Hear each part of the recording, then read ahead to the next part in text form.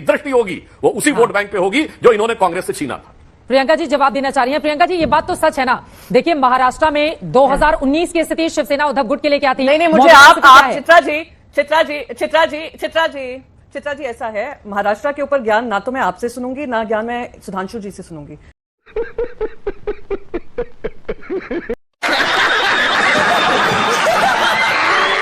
मैं जरा आपको थोड़ा इनको बता दूं, ये एक बात कर रहे हैं महाराष्ट्र को लेकर। भाई साहब जब हमारे साथ थे 21 सीट जीती थी आपने, 25 सीट लड़कर आज आप 9 पे आ गए हैं, 28 सीट लड़ी हैं और 9 पे आ गए हैं। ये उन्हीं चीजों का परिणाम है जहां पर आपने अपनी पार्टी जिसने आपके साथ 25 साल खड़े रहे, आपके सुख में दुख में, जब आप 2 सीट पे थे आप 303 सीट पर आए, हम लोग आपके साथ दिया था। पर आपने जिस तरीके का काम किया है पार्टी को तोड़ने का, पार्टी पक्ष को तोड़ करने का, हमारा अस्तित्व खत्म करने की कोशिश करने का, हमारी पार्टी का सिंबल और नाम लेने का, और तब आकर आप हमें यहाँ पे ज्ञान देंगे तो आपका ज्ञान तो सुनने से रही।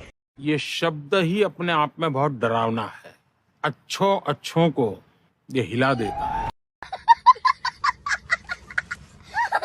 सबको मात देकर, नरेंद्र मोदी जी के झूठे वादे दिखाकर, झूठे इरादे जनता के सामने महाराष्ट्र में लाकर आज महाराष्ट्र की जनता ने हमें आशीर्वाद दिया है, वो प्रेम दिया है। आज भी हम सेकंड लार्जेस्ट पार्टी हैं लोकसभा चुनाव में, तो आपसे तो ज्ञान हम कतई नहीं लेंगे।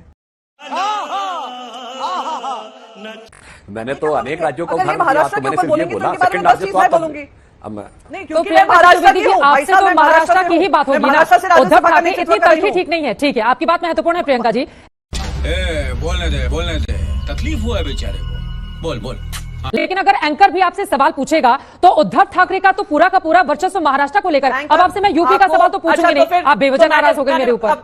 नहीं एक मिनट आपने नहीं मैं आपसे नाराज नहीं हो रही। मैंने क्योंकि हमने आपसे पहले चुनाव के समय पे आप सबकी कवरेज देखी है, देखा है कि उनका अस्तित्व रहेगा या नहीं रहेगा, उस पर कितनी चर्चाएं हुई हैं। हमने ये भी देखा है किस तरीके से टेलीविजन चैनल्स ने जस्टिफाई किया कि कैसे इलेक्शन कमीशन पार्टी सिंबल और पार्टी नाम उन दूसरे को दे देती है। चोर जो चोरी करता है, चोरी का सामान भी ले जाता है, उसको समर्थन देने का काम जो मीडिया ने भलीभांति निभाया है 2024 के चुनाव में, हम सब उससे परिचित है। इसलिए मैंने कहा कि महाराष्ट्र को लेकर सवाल आप अगर मुझसे पूछ रही हैं तो ये सवाल लाजमी पड़ता ही नहीं है, और इसका सवाल मैं जवाब तो जरूर दूंगी पर ज्ञान मैं इनसे नहीं सुनूंगी, ये मैंने कहा था।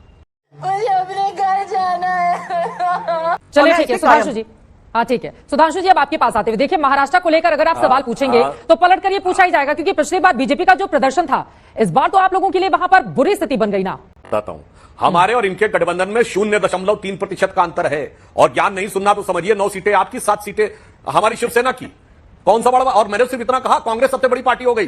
तब कांग्रेस चौथे नंबर की पार्टी थी, आप नंबर 2 की पार्टी तभी थे, नंबर 1 हम थे, नंबर 2 आप थे, आज चौथे नंबर पार्टी बड़ी हो गई। सोच लीजिए, जबकि आप 23 सीटें लड़े थे। और मैं दावे के साथ कहता हूं 50% सीटें शिवसेना उद्धव गुट को नहीं मिलेंगी।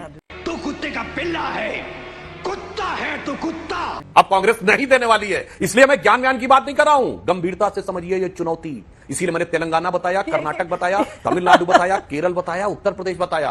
अब गौर से समझिए, और आप नहीं समझना चाहते हैं तो कोई बात नहीं, मुगालते में रहिए। और जहां तक है चोरी करने की बात, तो श्रद्धेय बाला साहब ठाकरे जी की विरासत के साथ जो आप लोगों ने किया है, आज आप जिन लोगों के साथ जाके खड़े हुए हैं, अरे मुंबई के जिन इलाकों में बाला साहब ठाकरे जी के नाम से दहशत फैल जाया करती थी, उन इलाकों में जाके वोट मांगे गए हैं, और वोटिंग का पैटर्न देख लीजिए तो समझ में आ जाएगा कि कौन आदरणीय बाला साहब ठाकरे जी की असली विरासत के साथ खड़ा है और कौन अब उधार की विरासत के साथ जाके चला गया है, जिसने अपनी विरासत आउटसोर्स कर दी है उस पार्टी को जिसके विरुद्ध लड़ने का संकल्प लेकर वो खड़ा। अच्छा मैं हिपोक्रेसी की भी सीमा होती है।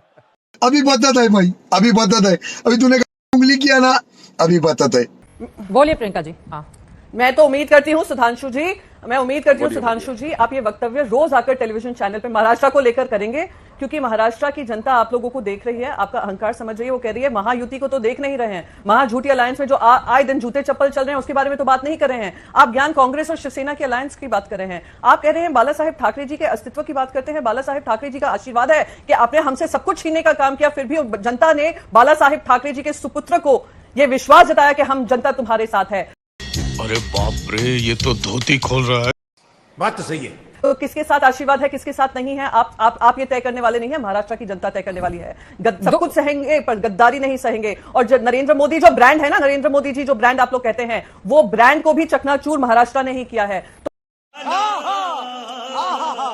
थोड़ा अभी संभल जाएं, इस अहंकारी सोच से थोड़ा निकले, तभी महाराष्ट्र से आप जुड़ पाएंगे, वरना महाराष्ट्र आपको अलविदा कहने को तैयार है। अभी कुछ ही, अब ये तो मैं बार बार कह रही हूं, ये तो अभी ट्रेलर हुआ है, पिक्चर अभी बम्पर पिक्चर जो बम्पर बॉक्स ऑफिस हिट होगी महाविकास आघाड़ी की, वो अभी बाकी है। तो हमारी सीट की टेंशन आप मत लें, आप अपनी लड़ाई लड़ें। बस हवा निकल गई। अरे तुम्हें समाचार मिले, रसोई घर में उन लोगों ने हमें बर्तन की तरह धोया।